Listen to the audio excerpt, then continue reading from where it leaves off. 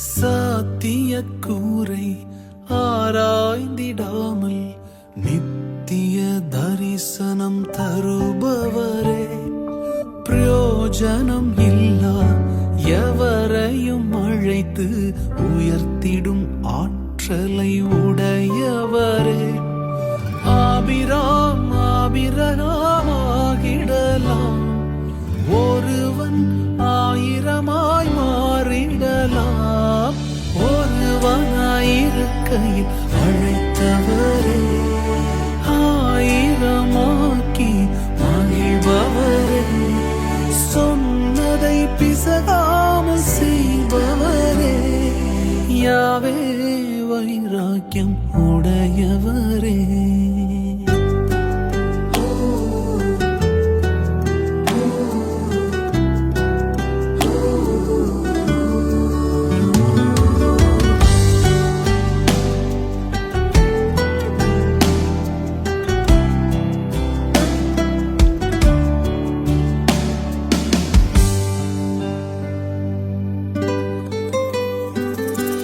பார்வோனின் கூட்டம் எடுத்து கொண்டாலும் போனதை திரும்பிட செய்பவரே, லோத்துகள் என்னை பிரிந்து சென்றாலும் திசைகளை எனக்காக திறப்பவரே, பாதைகள் தெரியாத நாட்களிலே வார்த்தையால் வழித்தடம் அமைத்தவரே, ஒருவனாயிருக்கையில் அழைத்தவரே, 1000 மகிழ்ந்தவரே, சொன்னதை பிசகாமல் செய்பவரே, யாவே வைராக்கியம் உடையவரே.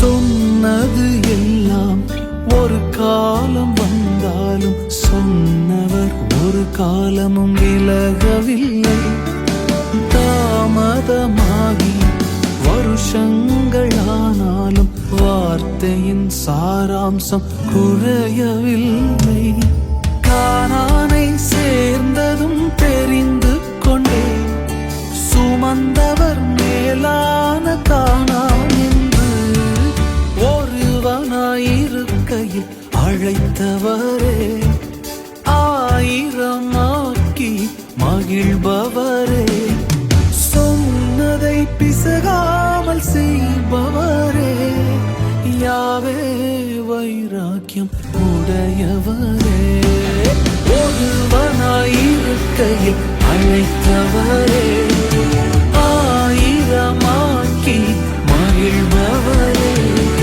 சொன்னதை பிசகாமல் செய்பவரே, யாவே வைராக்கியம் உடையவரே.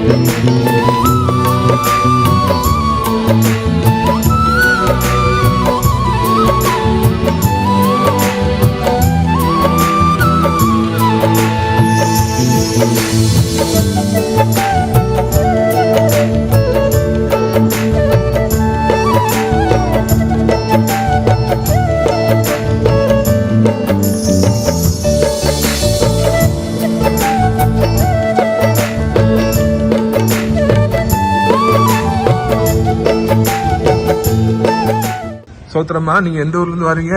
இப்ப பாட்டையில பாட்டகர்ல. உங்களுக்கு சொந்த ஊர் எந்த ஊரு? பாட்டைக்கரை. நீங்க இருந்து இவ்வளவு நாள் இருந்தது எங்கம்மா? இப்ப இங்க இருந்து இப்போ 6 மாசம் இங்க இருக்கிறேன். அதுக்கு முந்தி நாங்க பொள்ளாச்சியில இருந்தோம். உங்க கால்ல என்ன பிரச்சனைமா? கால்ல ஆணி குத்தி வந்து ஆணி குத்தி ஆஸ்பத்திரிக்கு ஊசி போட்டு ஒண்ணும் செய்யாது சொன்னாரு. அப்புறம் அதுல நீர் வந்து ஆபரேஷன் பண்ணிட்டாரு. ஆபரேஷன் பண்ணிட்டு 2 லட்சம் வரை செலவாயிடுச்சு அதுல. அது அப்புறம் சர்ஜரி பண்ண சொன்னாங்க. சர்ஜரி பண்ணல. நாங்க நான் நம்பிக்கையோடு இருந்தேன். அப்புறம் கடைசிக்கு அது கால் பயங்கர வீக்கா நிறைய இடங்கள்ல ஜோம் பண்ண ஒண்ணு அப்ப இங்க வந்து இங்க எப்படி கேள்விப்பட்டீங்க? இங்க நீங்க அங்க பொள்ளாச்சி வந்தது பாத்துருக்கோம். சரி சரி. இங்க வந்து எங்க குழந்தையார் கொண்டாடி கூட்டி வந்தா வாங்க அங்க ஜோம் பண்ணி வரலாம்னு நினைச்சிட்டு சரி வந்து அப்படி ஜோம் பண்ணிட்டு அன்னைக்கு என் கால்ல வீக்க ரொம்ப குறைஞ்சி. அப்ப 2 வருஷமா உங்க கால் வீங்கியே தான் இருக்குமா? ஆமா வீக்கா நடக்கிறதுக்கு ரொம்ப கஷ்டப்படுவீங்க. கஷ்டம். அப்புறம் அங்க ஃபர்ஸ்ட் ரொம்ப வீக்கம் வந்து அப்புறம் ஆண்டவர் எங்க டாக்டர்ட்ட போய் சுகமாகல. ஒண்ணும் கடையில இங்க வந்து ஜோமன உடனே வீக்கத்துல குறைஞ்சி. அல்லேலூயா சோத்திரம். அதே சரி. மாதிரி இப்ப எத்தனை மாசமா அங்க வந்துட்டு இருக்கீங்க? இப்ப 3 மாசம் வரேன். நீங்க முதல் ஞாயிற்றுக்கிழமை வந்து 2வது ஞாயிற்றுக்கிழமை வந்து இப்ப 3வது ஞாயிற்றுக்கிழமையா நீங்க வந்திருக்கீங்க. 3வது மாசமா வந்திருக்கீங்க. இப்ப வீக் எல்லாம் வத்திருச்சு. வேற என்ன? சரி ரோஹிணி, உங்க வீட்டுல யாரெல்லாம் இருக்காங்க? எங்க வீட்டுல நானும் பையன் மருமக இருக்குது. அப்போ உங்க வீட்டுல எல்லாருக்கும் இப்ப சந்தோஷமா? உங்களுக்கு இப்படி பொண்ணு ஆறிட்டு சந்தோஷம். பையனுக்கு கூட இந்த காலை சொன்னேன். அங்க போய் தான் இந்த காலை ஒரு சுகம் கொடுத்துருக்காங்க. இப்ப உலகம் முழுக்க எத்தனையோ இப்படி காலில் பொண்ணு உங்க பிரச்சனை வியாதியஸ்தெல்லாம் இருக்காங்கல்ல, அவங்களுக்கு நீங்க சுகம் பெற்றிருக்கீங்க. என்ன சொல்றீங்க? அவங்களுக்கு இப்படி சொல்லி இந்த இடத்துக்கு போங்க. எந்த இடத்துக்கு போகணும்? திராட்சை தோட்டத்துக்கு. நீங்க தொடர்ந்து விசுவாசிங்க. எசப்பா உங்களுக்கு முழு சுகத்தை கொடுப்பாங்க. காலில் பொண்ணு இருந்ததா சொன்னீங்களே, நல்லா ஆறிட்டு போது. எத்தனை வருஷத்துக்கு முன்னால? அது ஒரு 5 வருஷம் இருக்கும். சரி. நீங்க தான் திராட்சை பழ தோட்டம் அதுல ஜெபம்ல சந்தைகள் போகும். ஆமா, அந்த தோட்டத்துக்கு வந்திருந்தோம். அப்ப 10 வருஷம் இருக்குமே. ஆமா, அது மாறிட்டோம். அவங்க அம்மா காலில் புண்ணு இருந்ததா? கால் பூரா புண்ணு அழுகி போயிருந்துச்சு. விரல அழுகி போயிருந்துச்சு. நீங்களே கூப்பிட்டு எழுந்து வர முடியல. சரி. நீங்க மேடையில இருந்து வந்து இறங்கி வந்து மற்றவங்க மேடையில ஜெபம் பண்ணீங்க. சரி. இங்க இறங்கி வந்து ஜெபம் பண்ணீங்க. சரி. இதோட உங்களுக்கு எல்லாம் நல்லா சோமாயிரும் அப்படின்னு சொல்லி அதே மாதிரி அதுல இருந்தே சோத்திரம் கன்ஃபார்ம் ஆயிடுச்சு. அதுல இருந்தே நாங்க வந்துகிட்டு இருக்கோம். அந்த நேரத்துல கால் அழுகி இருந்தது இல்லையா? பூரா நீர் அழுகிருந்துச்சு. எலும்பி வர முடியல. அங்கே மணல் தானே. ஆமா ஆமா ஆமா. மணல் காலில் ஒட்டிச்சு. நீங்க வராண்டான்னு சொல்லிட்டு நீங்க வந்து இறங்கி வந்து ஜெபம் பண்ணீங்க. அல்லேலூயா கர்த்தர் ஸ்தோத்திரம்.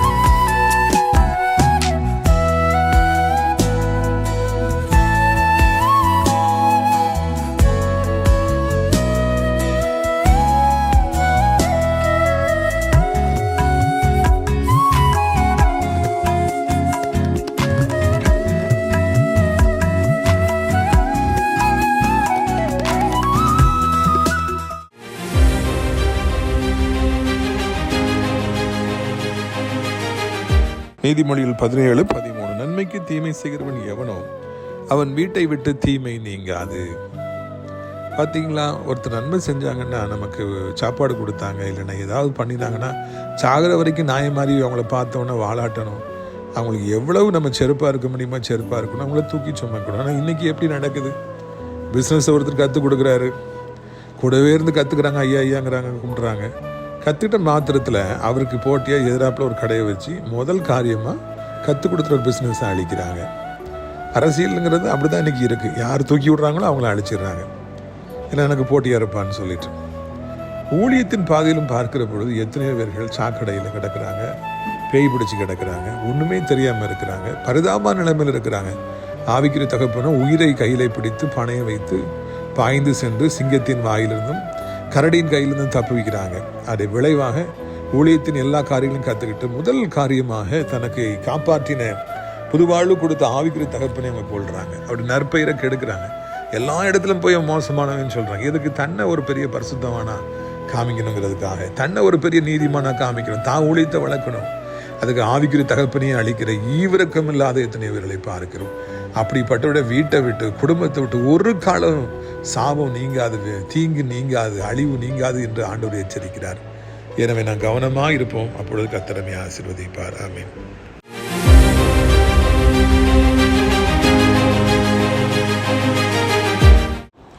சிறியவனை பொழுதிலிருந்தும் எளியவனை குப்பையிலிருந்தும் எடுத்து உயர்த்தி ராஜாக்களோடும் பிரபுக்களோடும் வந்திருக்க செய்கிற அருமை ஆண்டவர் இயேசு கிறிஸ்துவின் எளிதான நாமத்தினாலே இந்த சத்தத்தை கேட்கின்ற அனைத்து தேவனுடைய பிள்ளைகளுக்கும் என்னுடைய அன்பான வாழ்த்துகள். பிரியத்துக்குரியவர்களே, இது 2வது சனிக்கிழமையாக இருக்கிறபடியினாலே காலை 10 மணி முதல் மார்த்தாண்டம் 8 மணி ஜங்ஷன் OMC ஹாலில் வைத்து நம்முடைய விடுதலையின் கூட்டம் நடைபெறும். திரளான ஜனங்கள் மாதந்தோறும் வந்து பங்கு பெற்று இயேசு தரும் விடுதலையை பெற்று செல்கிறார்கள். நீங்களும் வந்து ஆசீர்வதிக்கப்படுவீர்களாக. இந்த நாளில் நம்முடைய பிரயோஜனத்திற்காக ரூத்து 1ஆம் அதிகாரம் 9வது வசனம் முதல், கர்த்தர் உங்கள் இருவருக்கும் வாய்க்கும் புருஷனுடைய வீட்டிலே நீங்கள் சுகமாய் வாழ்ந்திருக்க செய்வாராக என்று சொல்லி அவர்களை முத்தமிட்டாள். அப்பொழுது அவர்கள் சத்தமிட்டு அழுது அவளை பார்த்து, உம்முடைய ஜனத்தண்டையிலே உம்மோட கூட வருவோம் என்றார்கள். நவோமியுடைய 2 மருமக்கள் பரிதாபமான ஒரு நிலைமையிலே நிற்கின்றார்கள். நவோமியும் பரிதாபமாக நிற்கின்றார்கள். ஏனென்றால் அனைவருக்கும் 3 பேருக்குமே புருஷன் இல்லாமல் போய்விட்டது. 3 பேருடைய புருஷனும் மரித்து விட்டார். நமக்கு அது நினைக்கவே முடியல. ஒரு ஆம்பளை வீட்டில் குறைஞ்சாலே கஷ்டம், 3 ஆம்பளையும் இல்லை, இவங்க எல்லாம் பெண்கள். இறுதியிலே நவோமி ஒரு முடிவெடுக்கிறாங்க, எங்கள் ஊருக்கு நான் போகிறேன். அது வரைக்கும் அந்த 2 மருமக்களும் கூட தான் இருக்கிறாங்க, ஓர்பாவும் ரூத்தும்.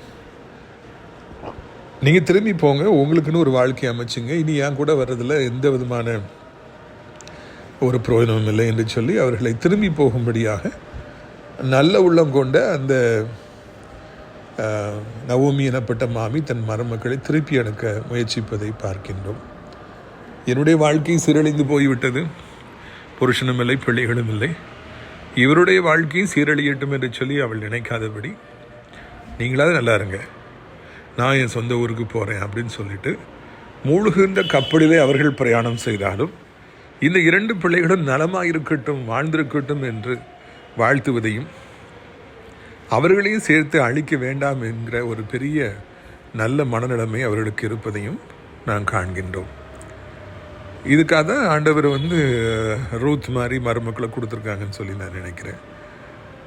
இன்றைக்கி மூழ்கிற கப்பலில் இருப்பவர்களெல்லாம் தான் மூழ்கிற பொழுது தன்னோடு கூட இருப்பவர்களை மூழ்கடித்து விட வேண்டும் என்று விபரீதமாக நினைப்பதை காண்கின்றேன். அது ஒரு விபரீதமான ஒரு ஆசை. நான் சாவப்போறேன்ல, நீயே இருக்கணும், நீயும் செத்துரு, நான் சாவப்போறேன்ல, என் பிள்ளைல ஏன் உயிரோடு இருக்கணும், அவங்களையும் கொண்டு வருவோம். நிறைய பேப்பரை நம்ம வாசிக்கும்போது நிறைய தகப்பன்மார் தாய்மார் தான் பல காரணங்கள் நிமித்தமாய் தற்கொலை செய்து கொள்ள முடிவெடுக்கும் பொழுது தன் பிள்ளைகளையும் சேர்த்து அவர்கள் கொண்டு விடுவதை பார்க்கிறோம். விபரீதமான ஒரு முடிவு. இவர்களுக்கு வாழ விருப்பம் இல்லை, இவர்கள் வாழ்க்கையில் தோற்று போய்விட்டார்கள். ஓகே, எதுக்காக வாழ வேண்டிய அந்த பிள்ளைகளை கொள்ள வேண்டும் என்பதுதான் இதில் காரியமாக இருக்கிறது. இது ஒரு விபரீதமான காரியம், சாத்தானாலே உண்டாகின்றது. சாத்தான் நவோமியுடைய வாழ்க்கையை சீரழித்தாலும் அழித்தாலும், உரிமை பெற்று வந்து இன்னொரு நாட்டுக்கா நீ போன அப்படின்னு சொல்லிட்டு எல்லாரையும் கொன்று போட்டாலும், நவோமி அந்த சாத்தானுக்கு தன் உள்ளத்தில் இடம் கொடுக்கவில்லை. வெளிப்புறத்திலே சாத்தான் வந்து எல்லாத்தையும் அடித்து நொறுக்கிட்டு இருக்கான். ஆனால் தான் உள்புறத்தில் அவள் தூய்மையானவளாக இருந்தாள். நான் அழிந்து போகிறேன், நீங்கள் வேண்டாம், நீங்கள் வாழணும், நீங்கள் போங்கன்னு சொல்லி அவள் அங்கே உறுதியாக சொல்லுகின்றாள். நாம் நிச்சயமாக இந்த நவோமியை போல ஒரு நல்ல ஒரு எண்ணம் உடையவர்களாக நாம் இருக்கணும். நம்ம கூட சேர்ந்து யாரும் அழியணும் அப்படின்னு நம்ம ஒரு காலம் நம்ம நினைக்க வேண்டாம். அது ரொம்ப ரொம்ப முக்கியமானது. நான் பட்டினி கிடக்க, ஆனால் நீயும் பட்டினி கிட அப்படின்னு நம்ம சொல்லக்கூடாது. வாழ்ந்துருக்கட்டும், எல்லோரும் நல்லா இருக்கணும். இந்த பூமியில் நாம் காண்கிற எல்லோரும் நல்லா இருக்கணும். முக்கியமாக நம்மகிட்ட பழகுறவங்க,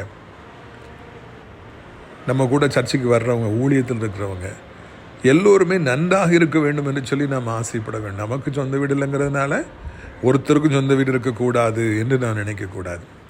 நமக்கு கவர்மெண்ட் ஜாப் இல்லாதனால யாருக்கும் கவர்மெண்ட் ஜாப் இருக்கக்கூடாது என்று நான் நினைக்கக்கூடாது. அப்படி நினைத்தால் அது பேய்த்தனமான ஆசை, சாத்தான் அதனுடைய ஆசை, விபரீதமான ஆசை என்பதை நாம் புரிந்து கொள்ள வேண்டும். இந்த நவோமியை நாம் இதில் பாராட்டணும், அவங்கள தாராளம் பின்பற்றலாம். ரெண்டாவதாக, இல்லை நாங்களும் கூடவே வருவோம் என்று அந்த 2 மருமக்களுமே சத்தமிட்டு அழுதார்கள். Emotional scenes. ஒரு பக்கம் இந்த 2 மருமக்களால், இன்னொரு பக்கம் நவோமியால், இல்லை நாங்களும் வருவோம், உங்கள் கூடயே தான் இருப்போம்னு சொல்லி 2 பேரும் அழுறாங்க. இது கடைசி நிமிடங்களில் கண்ணீர் மிகவும் முக்கியமான ஒரு பங்கை வகிக்கின்றது. இந்த ஃபஸ்ட் சாப்டரில் கண்ணீர் முதலாவது ஒரு நல்ல பங்கை வகிக்கின்றது. அதன் பிறகு பார்த்தீங்கன்னா முத்தமிடுறாங்க, ஒருத்தருக்கு ஒருத்தர் முத்தமிடுறாங்க. பிரிஞ்சு போகிற நேரம் வந்தவுடனே ஒருத்தருக்கு ஒருத்தர் முத்தமிடுறாங்க.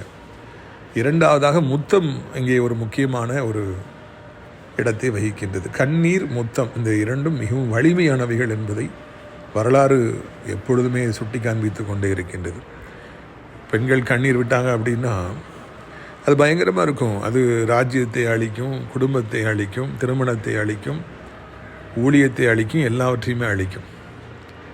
கண்ணீரோடு ஜெபிக்கின்ற பொழுது ஆண்டவர் உடனடியாக எசேக்கியா ராஜாவுக்கு அங்கே அவர் மனம் இறங்கினார். 15 வருடங்களை கூட்டி கொடுத்தார், வாழ வைத்தார். கண்ணீர் அழிக்கவும் செய்யும், சாபங்களையும் கொண்டு வரும், ஆசீர்வாதங்களையும் சுகத்தையும் கொண்டு வரும். 2 புறமும் கருக்குள்ள ஒரு பட்டயம். இவர்கள் எல்லாரும் அழுகின்றார்கள். முத்தம். அங்கே நவோமி மாமி வந்து போறதுக்கு முன்னோட்டி இருவரையும் முத்தம் செய்தார்கள் என்று நாம் ஆசிக்கிறோம். முத்தமும் ஒரு பயங்கரமான ஒரு வலிமையான ஒரு காரியம். அன்பின் உச்சக்கட்டம் தான் முத்தம். எல்லாரையும் முத்தம் செய்ய முடியாது. யாரை நாம் நேசிக்கிறோமோ, யார் நமக்கு மனதுக்கு இதமாக இருக்கிறார்களோ, பிரியமாக இருக்கிறார்களோ, அவர்களைத்தான் நாம் முத்தம் செய்ய முடியும். இந்த முத்தத்தையும் அவர்கள் பரிமாறுகின்றார்கள். அதாவது அங்கே அன்பு உச்சகட்டமாக இருக்கிறது. ஒரு பக்கம் ஓ என்ற அழுகை, இன்னொரு பக்கம் முத்தம். ஆனாலும் பிரியத்துக்குரியவர்கள் இவ்வளவு அன்பு அவர்களுக்கு இருந்தாலும் அங்கே அந்த கூட்டணி மிகவும் ஃப்ரெஜைலாக இருக்கிறது, மிகவும் வீக்காக இருக்கிறது. எந்த நேரத்தில் அந்த கூட்டணி முறியலாம். ஏனென்றால் அங்கே வெற்றி பெறுவதற்கான வாய்ப்பே இல்லை என்று பேசப்படுகின்றபடியினாலே அன்பு அதிகமாக இருக்கிறது, அழுகை கண்ணீர் அதிகமாக இருக்கிறது, முத்தம் அதிகமாக இருக்கிறது, பாசம் அதிகமாக இருக்கிறது. இருப்பினும் அந்த கூட்டணி அங்கே நிற்கப் போவதில்லை. அது அழிந்து போக வேண்டிய ஒரு பரிதாபமான ஒரு சூழ்நிலையில் இருக்கிறது. அப்படின்னா இதுலேருந்து ஒரு வெளியேறப்பெற்ற பாடத்தை நம்ம தெரிந்து கொள்கிறோம். அன்புனா என்ன, பாசனா என்ன, முத்தனா என்ன, கண்ணினா என்ன. பணம் இல்லை அப்படின்னா வாழ்க்கையில் நான் எதுவுமே பிரயோஜனமே கிடையாது. ஏழைகளிடத்தில் இந்த அன்பு இருந்தாலும், முத்தம் இருந்தாலும், அழுகை இருந்தாலும் அது பிரயோஜனம் கிடையாது. சத்துவம் இல்லாதவர்கிட்ட இந்த மாதிரி நல்ல குணங்கள்லாம் இருந்துச்சுன்னா, அன்பு உச்சகட்டமாக, ஒரு பிரயோஜனமும் கிடையாது. ராஜா அழும் பொழுது உலகமே சேர்ந்து அழும். ஏன்னா ராஜா அழுறாரா அப்படின்னு சொல்லிட்டு. தாவீது ராஜா தன் மகன் அப்சலோம் கொல்லப்பட்ட பொழுது, என் மகனே அப்சலோம்னு கதறினார். அப்போ அவருக்காக அந்த வெற்றியை பெற்றுக் கொடுத்த அந்த வீரர்களாம் ராஜா அழுறாரான்னு சொல்லிட்டு அப்படி திருட்டளவாக உள்ளே வந்தாங்களாம், வர பார்க்க பயந்து. ஏன்னா ராஜா அழுறாரு.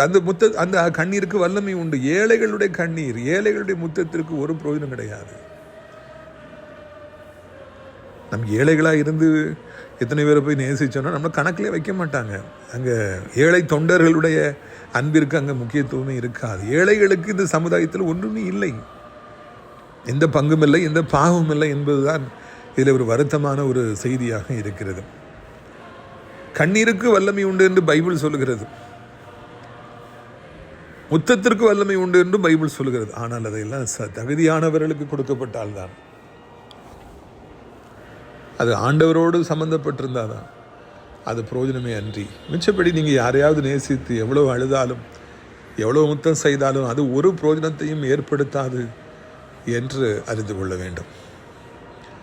இந்த நாளிலே ஒரு பெண்ணை நான் சந்தித்தேன். ஒரு மிகவும் ஏழையான ஒரு பெண், மிகவும் அவர்கள் வறுமையில் இருக்கிறார்கள். எனக்கு ரொம்ப பழக்கம்லாம் கிடையாது. நான் ஒரு உதவியை அவர்களுக்கு செய்தேன், ஆண்டவரை நடத்தினபடினாலே. அப்பொழுது அவர்கள் நன்றி சொல்ல வந்தார்கள். என்னம்மா உங்களுக்கு எத்தனை பிள்ளை என்று கேட்டேன். நிறைய பிள்ளைங்க அப்படின்னாங்க. கணவன் எங்கே கேட்டவுடனே ஓன்னு அழ ஆரம்பிச்சிட்டாங்க. என் கணவன் என்னை குடித்து விட்டு வந்து அடிப்பான், இப்பொழுது விவாகரத்து வழக்கு நடக்கின்றது என்று சொல்லி என்று அழுதார்கள். அந்த ஏழை பெண் தன் பிள்ளைகளை வளர்க்க வேண்டும். இவள் வேலை செய்கிறாள். அந்த வேலையில் கிடைக்கிற பணம் போதுமானதாக இருக்கவில்லை. 1க்கு 2க்கு மேற்பட்ட பிள்ளைகள். அவள் அழுகிறாள். அந்த கண்ணீர் யாரையும் பாதிப்பது போல் எனக்கு தெரியவில்லை. எனக்கு கஷ்டமாக இருந்தது. சரி அம்மா, நீங்கள் கவலைப்படாதீங்க, உங்களுக்காக ஜெபம் பண்ணுறேன்னு ஜெபம் பண்ணி அனுப்பிவிட்டேன். இங்கே இவர்கள் அழுதால் என்ன, சிரித்தால் என்ன, யார் கவனிக்க போகிறாங்க? ஏழைகளாக இருக்கிறாங்க. ஒருத்தருமே அங்கே இல்லையே, பணமே இல்லையே, கோட்டையே இல்லையே, ஆண்களே இல்லையே. எனவே இந்த கண்ணீருக்கெல்லாம் அங்கே வலிமை இல்லாமல் இருப்பதை பார்க்கிறோம். அங்கே நல்ல உணம் கொண்ட அந்த நவோமி, நீங்கள் போங்கன்னு சொன்ன உடனே, இனி உங்களுக்கு நான் பையன்லாம் பெற்று தர முடியாது, என்கிட்ட இருக்கிறது வேஸ்ட் அப்படின்னு சொன்ன உடனே அந்த 14ஆம் வசனத்தை பாருங்கள். அப்பொழுது அவர்கள் சத்தமிட்டு அதிகமாக அழுதார்கள்.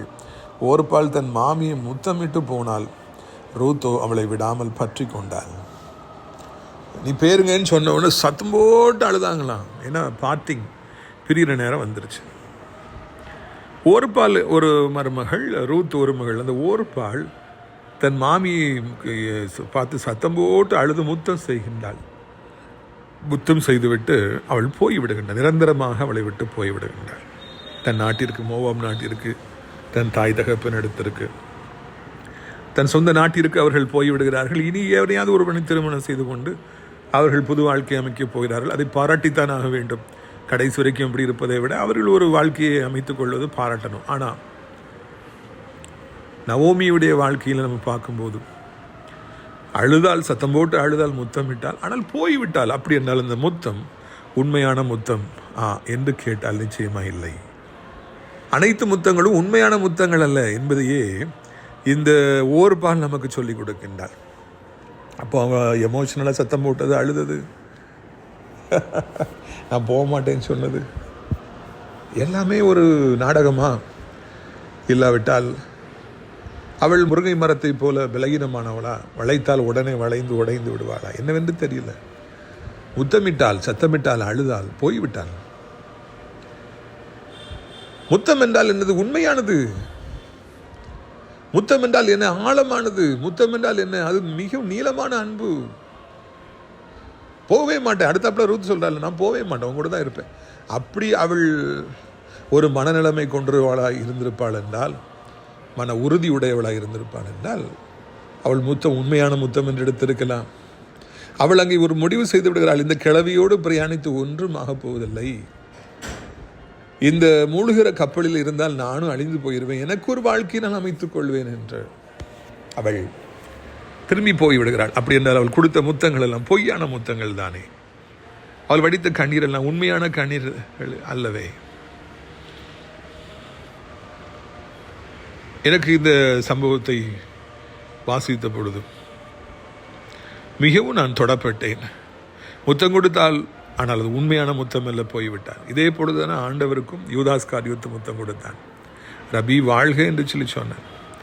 ஏற்கனவே சொல்லியிருந்தான், நான் போய் முத்தம் பண்ணுவேன், நீங்கள் பிடிச்சிக்கிடுங்க. அவன் தான் நாடகம் ஆடிதான். பொய்யான முத்தத்தை கொடுத்தான். காட்டி கொடுக்கிற முத்தத்தை அவன் கொடுத்தான். இங்கே ஓர்பால் காட்டி கொடுக்கின்ற முத்தத்தை கொடுக்கவில்லை, ஆனால் பொய்யான முத்தத்தை கொடுத்து போய்கொண்டே இருந்தால், நடையை கட்டி கொண்டே இருந்தால், மறுபடியும் அவள் வரவே இல்லை. ஏறக்குறை 2 முத்தங்களுமே ஒன்றுதான் என்று நினைக்கின்றேன்.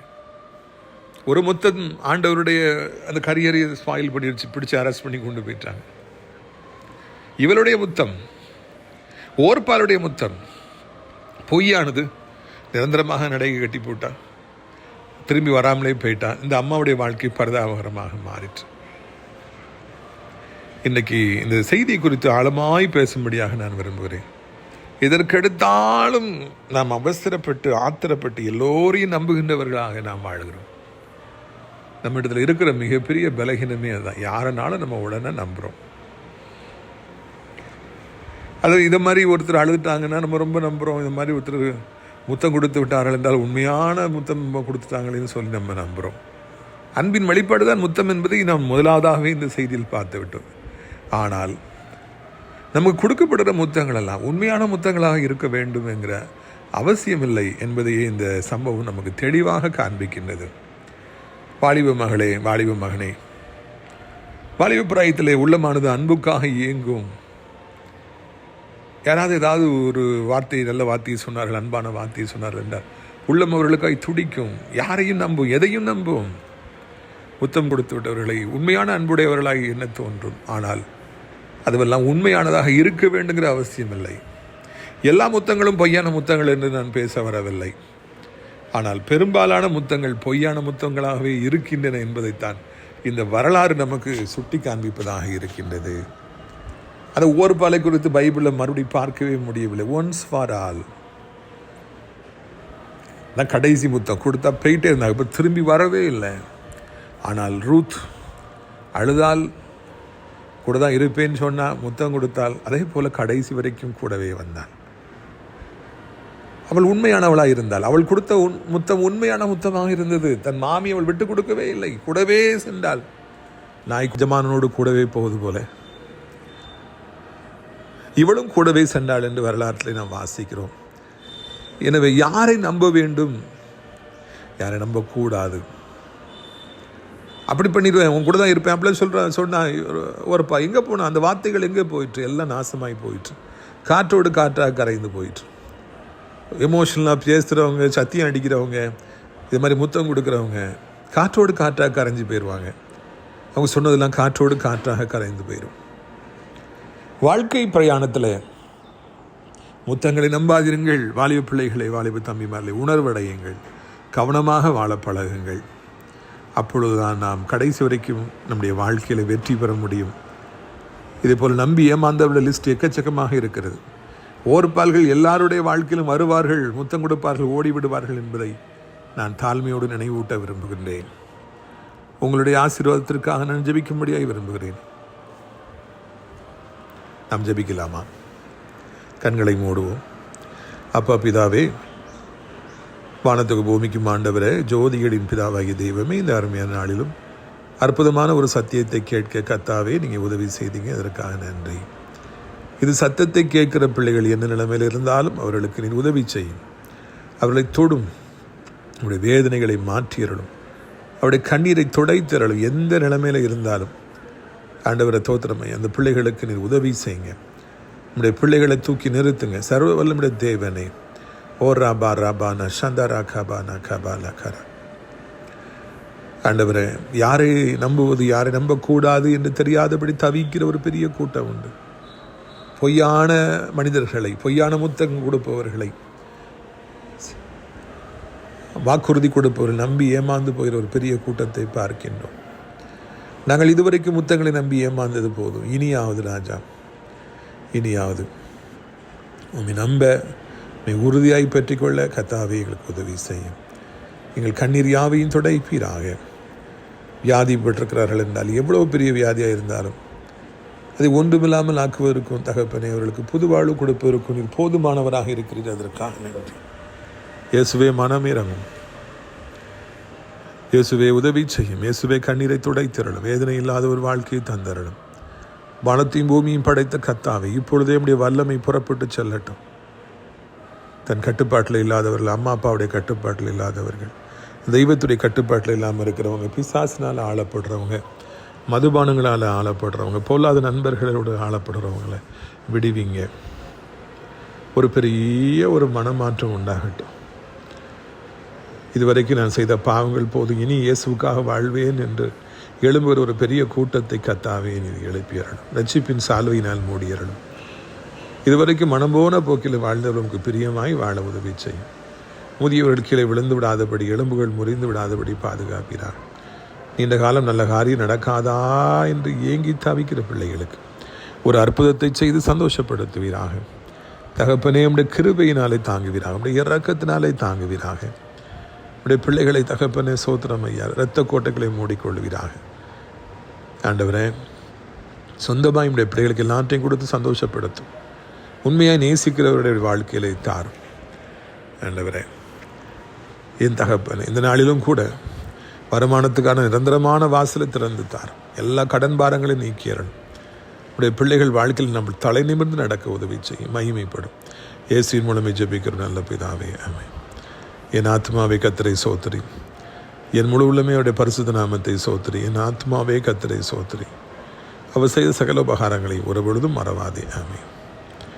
நம்முடைய கர்த்தராகிய இயேசு கிறிஸ்துடைய கிருபையும் பிதாவாகிய தேவனுடைய அன்பும் பரிசுத்தாவுடைய அந்யோன்ய ஐக்கியமும் விழாத பிரசன்னம் உங்களோடு என்னென்றைக்கும் சதா காலங்களில் நிலைத்திருப்பதாக. அல்லேலூயா.